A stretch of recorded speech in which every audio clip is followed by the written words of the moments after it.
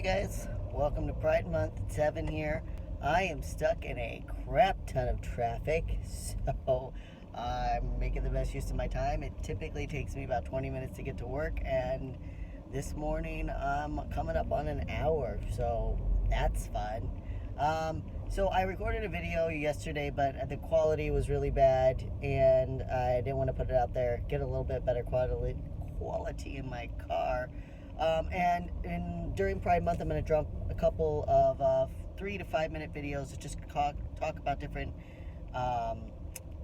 topics. You can share them with your friends and family if they don't like to listen to podcasts or read things that are on our blog. This is something that maybe help just spread awareness. It's not going to be about queer history. It's just going to be about supporting your queer community. So I want to talk today about love thy neighbor. That's a term you hear a lot, especially this time of year, because people will use it in defense of the queer community. They'll say, I love everyone, right? The Bible teaches us to love our neighbors. The Torah teaches us to love thy neighbor as thyself. They talk about a lot about how I love everyone, and that's great, and that's good. Love everyone. But the thing is, what do you put behind your love? Because I've had a lot of people in my life tell me that they love me, and it's always followed by a but. I love you, but I can't support your lifestyle. I love you, but I can't get behind your transition. I love you, but I don't like the fact that you married a woman. I love you, but love is an action. It's an action in any form of teaching or any kind of morality or religion that's out there. Jesus taught people, when he taught people to love, he always followed it with action. I mean, Jesus was the one who was defending the woman at the well who was going to be stoned. He was the one who was sitting at dinner with the publicans, the tax collectors that everyone hated. He was the one who was washing the feet of his followers and the one who ultimately made this sacrifice.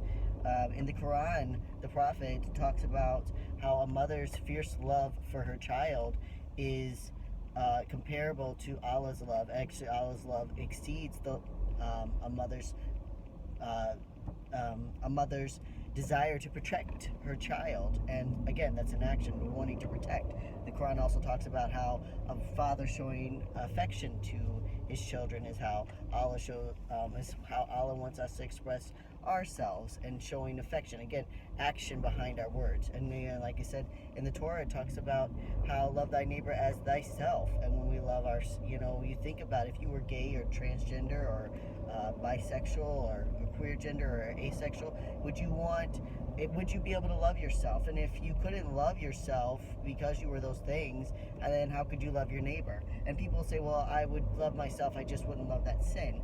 Sin, it cannot be a sin to exist, and it cannot be a sin to exist openly. If that was a sin, then the issue is in the creator. It's not in the person who's created. If it's a flaw design, it's not the person themselves.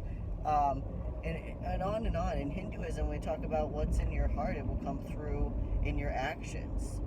You find that principle in all kinds of religion, and that's true. We see what is truly in people's hearts when we hear them speaking, we hear them protesting, when we hear their words in pulpits and in churches across America. People like Bishop Thomas Tobin, who told Catholics to stay away from pride events because they're harmful for children.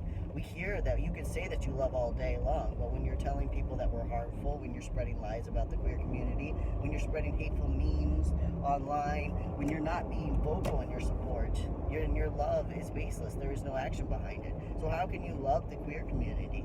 Put action behind your words. Support measures that protect us. Support politicians that will put measures in place that protect us.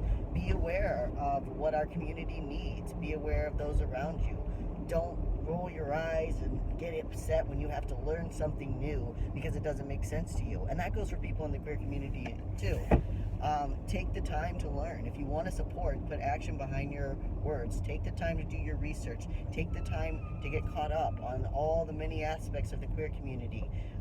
Take the time to become comfortable using they, them pronouns. These are actions that go behind your words. So when you say love thy neighbor or I love everyone, make sure that there's some action behind what you're saying, because if not, then what is that love? And I hope you guys all have a wonderful Pride Month. You'll be seeing more of me, and follow us on Your Queer Story if you'd like to. Online, we have podcast episodes that drop every week on Spotify, iTunes, Google Play, Stitcher, YouTube, and our website, yourqueerstory.com. You can also get some merch there. We got a great sodomite shirt. All right, guys, have a great Pride Month.